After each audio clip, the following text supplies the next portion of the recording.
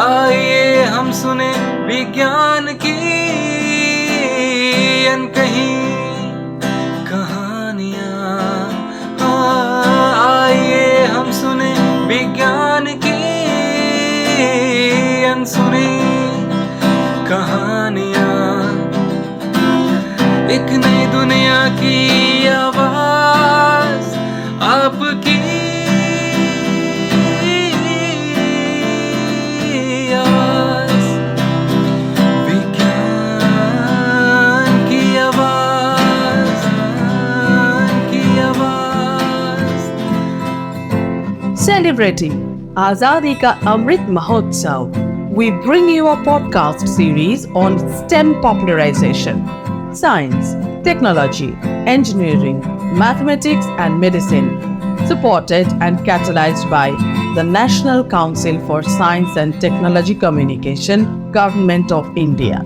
This program is produced by Media for Community Foundation.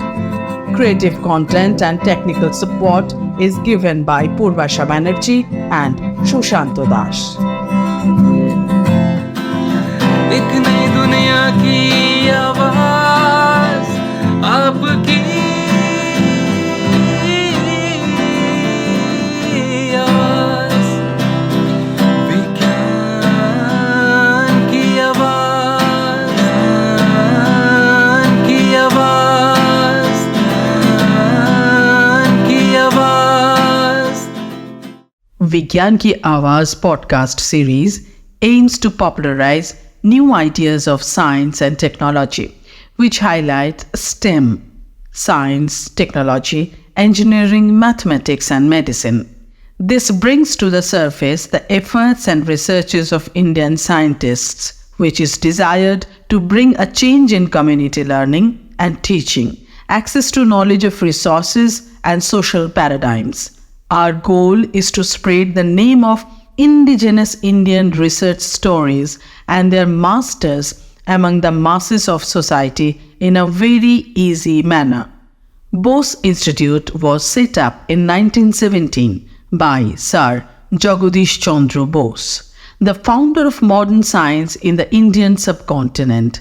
It is Asia's first modern research center devoted to interdisciplinary research and bears a century-old tradition.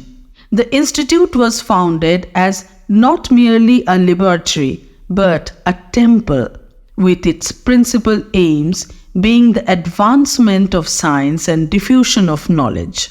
Swami Vivekananda, Sister Nivedita, whose influence is reflected in the institute's emblem of Vajra, was significant in the setting up of the institute, and Rabindranath Tagore were among those who had consistently inspired and supported Jagadish Chandra Bose in his endeavors. Ever since the establishment of the Department of Science and Technology, Government of India in May 1971, Bose Institute has been an autonomous grant-in-aid institution of DST. Over the last century, the institute has endlessly strived to preserve the legacy of its illustrious founder.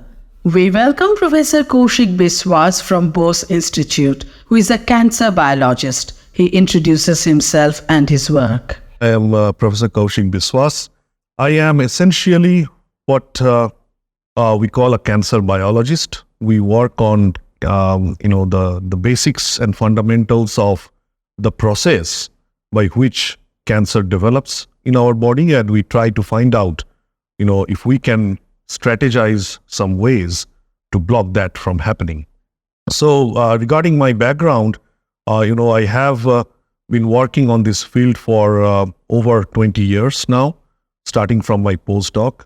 I did my MS in biochemistry from the University of Kolkata, and then I did my PhD from the CSIR, Indian Institute of Chemical Biology in Kolkata itself, on the pathobiology of gastric ulceration. So it's always been my kind of a challenge for me to apply the basic fundamental knowledge into the mechanisms of a disease process. And although I started working with gastric pathobiology and its mechanisms, I then during my postdoc I moved on to look into the deadly disease cancer, and since then, from 2003 onwards, I have been working on cancer biology. So I joined Bose Institute in the year 2010, immediately after completing my postdoc in US. And since then, I have been here working on the fundamentals of the mechanisms governing the process of carcinogenesis and trying to find out or elucidate ways in which this process can be blocked or reverted. Professor Biswas helps us better understand cancer biology and his present work area. So, in order, to start with what I work on, let me very quickly, go back to what actually is meant by, cancer biology. I will not take much time. It will be very brief, but it is essential to understand what I do. In order to, do that, I need to explain that. So, as most of us know, that cancer is a disease that happens from within our body. So, and it happens because following all the basic rules and regulations which has sustained life on Earth for ages, namely, Darwin's theory of evolution. So you would be wondering, how Darwin's theory of evolution came into cancer. Is because these cancer cells, like many of us, they try to evolve. They try to become something different than the other cells in our body. And that is evolution. Evolution at the micro level, not evolution at the macro level, which we often encounter, in an organism.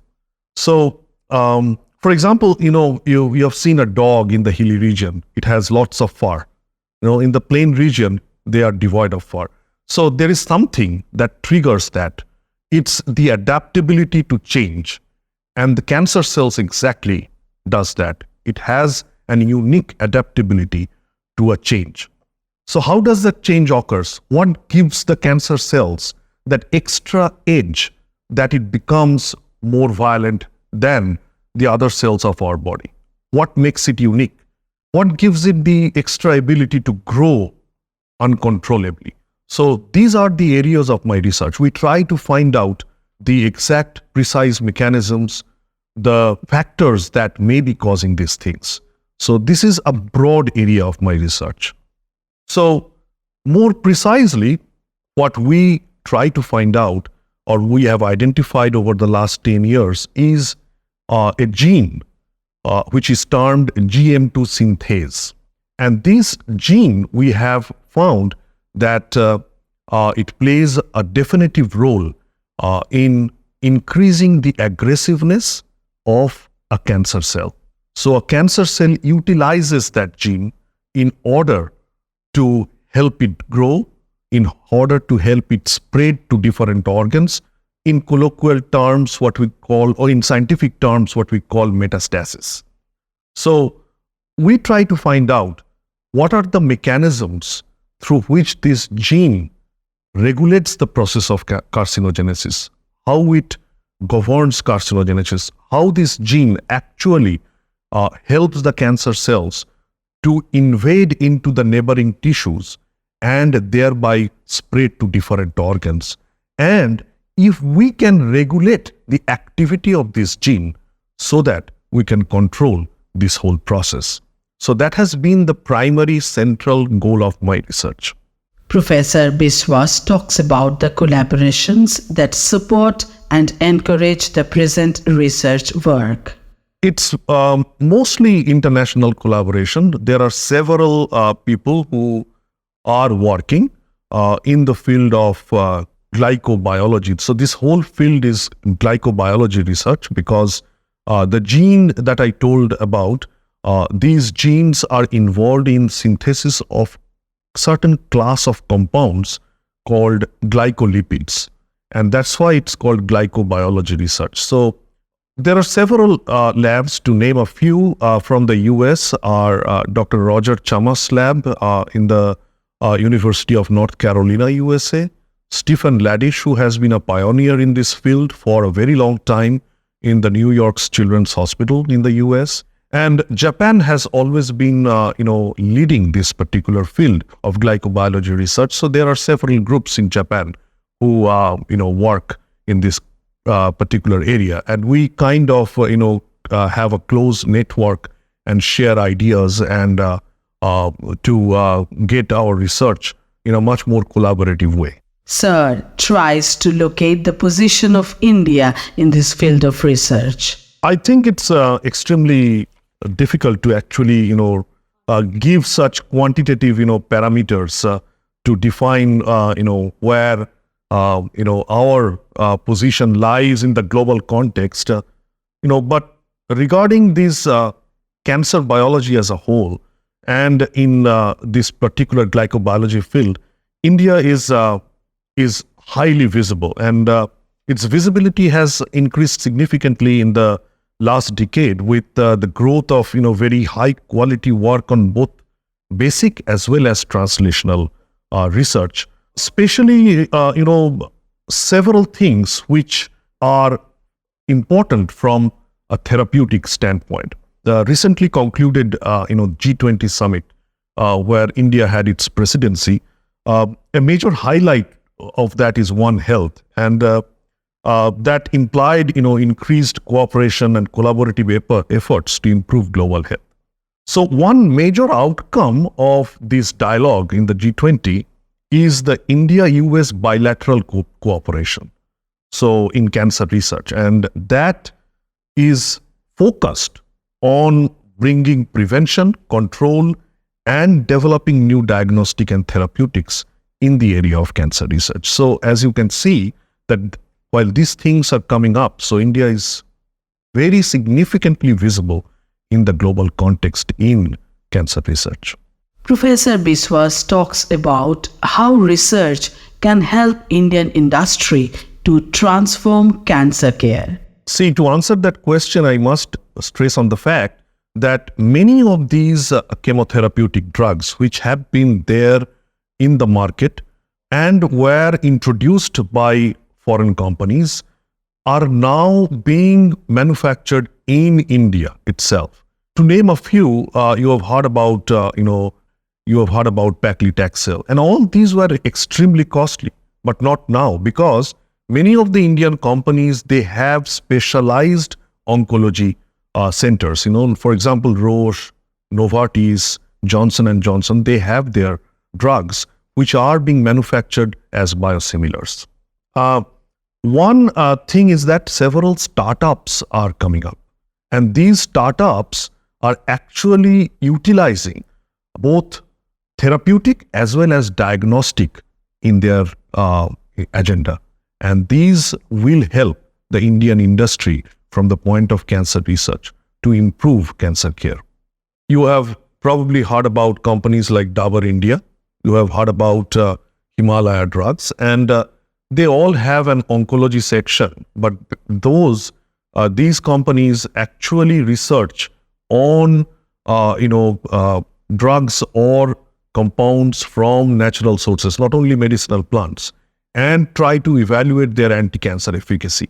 Ayurvedic Institute, and which is a central ministry, they have been researching, various Ayurvedic formulations for anti-cancer therapies for a long time. So yes, to give a short answer, definitely with the rich resource and the age-old knowledge of the Ayurveda, not only the Ayurveda, the Unani, and the natural resources, the medicinal plant of the Northeast, Himalayas, there are several options that are opening up, and it will definitely help the common people towards it. We thank Professor Biswas for sharing his valuable knowledge and experience.